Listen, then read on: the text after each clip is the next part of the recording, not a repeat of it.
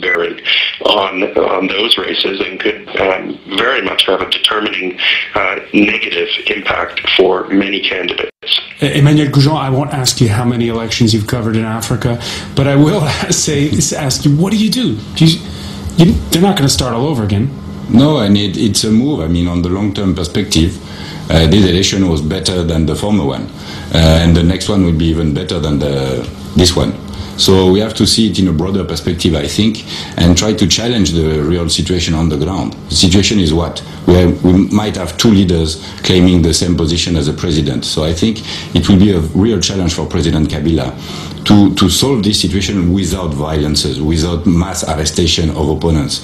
What he has to do, I think, he has to talk, to mediate with Mr. Tshisekedi, to listen to the streets of Kinshasa, to understand that the Congolese, they just want peace now. They are not ready, I think, for another war or another civil war. But he has to manage that without violence. You know, his image is already very bad. The electoral process was not perfect, as everybody said. Even himself recognized some mistakes and errors in the whole process. During his swearing ceremony, there was only President Mugabe present, who is not really an example of democratic personality or democratic regime in his own country, Zimbabwe. So I think now he has to build on this situation in order to improve his image and to work properly for the Congolese people. You mentioned the challenges. We're going to show you another one. Earlier in part one, we showed a map of Congo. We're going to show another one that highlights what, according to international donors, the country has less than 1/10. These are all the paved roads in Congo. 1/10 the paved roads that it needs. Now, I know that during the campaign there was the announcement of these so-called 5 great works announced by the outgoing president. Infrastructure, there's going to be public works, water and electricity, rebuilding schools, universities, etc. Some critics say that to do all of this, there's a barter deal that's been reached, most notably with those who are interested in the mining sector, the Chinese in particular.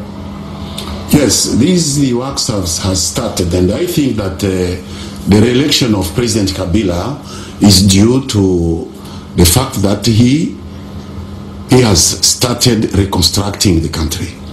When people are criticizing him for this deal about mining, we are asking, what do we do with our mining if we do not reconstruct, rebuild our country? What do we do with it?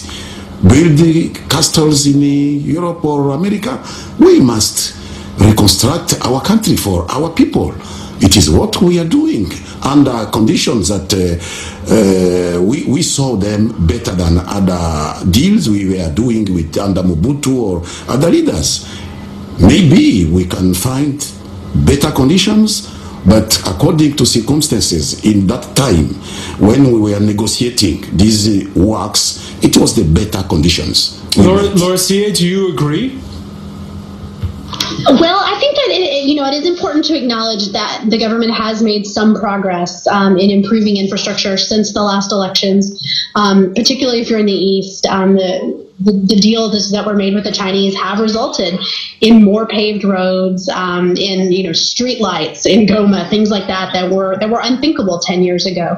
But I think if the government wants to maintain its legitimacy, it's really going to have to step up what it's providing to the citizens. And if you look at Kabila's speech this morning at the inauguration, he was very clear that this was his focus, that improving the infrastructure. But it goes beyond infrastructure. It goes to things like you have doctors in government hospitals and teachers in government schools who have not been paid salaries for 20 or 30 years. And the only way they earn money in a public setting is by charging their patients or their students directly for the services that they provide. And that is what has to change. That is not how a modern country can work. And it doesn't give people a lot of faith in government if they don't believe that the government will actually pay them for the work they do for that government. And so I think that there is a long way to go. I think that the government is aware of this problem, but I'm not sure that they have an effective strategy developed to really address that issue. All right, we're going to also look at one issue that we've been asking you on the France 24 Debate Facebook page, what lessons for other elections on the continent in 2012. Dominic on Facebook says, lesson from the Congo poll, the West is willing to bankroll a charade while at the same time paying lip service to democracy and fairness, as long as it provides someone with whom to sign mining deals. Those mining deals, by the way, Emmanuel Goujon, have not all gone the West's way, have they? No, not at all. Most of the time, the mining deals are done with China these days in Congo. And so they are the major people trying to get involved in this kind of development project. And the good thing for Congolese people, if we can talk about something good, is that Chinese don't commit themselves into the internal political life of the countries with whom they have deals. That's the big difference with Western countries and Western democracies, because we ask also some compensation for schools, things like that. Chinese, they invest, they even give a lot of projects, but they don't monitor, they don't bother about the political situation on the ground. And they would do deal with a Democrat or with a dictator, they don't care. Your reaction to that, Minister? We had no way to do out of working with those who are ready, those who are available to work and help us to rebuild our country. When you are on the whole, you don't look at the color of the hand that is trying to help. So that is the situation we met, and we will really appreciate if other partners can come in helping us to rebuild our country.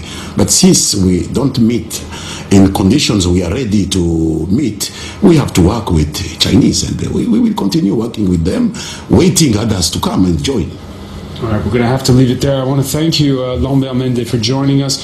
I want to thank you, Emmanuel Goujon, as well, for joining us, David Potty from the Carter Center, and Laura Sie for being with us from Atlanta. And in part one, we spoke with Raphael Kashala of Etienne Tshisekedi's UDPS party. And thank you for being with us here in the France 24 debate.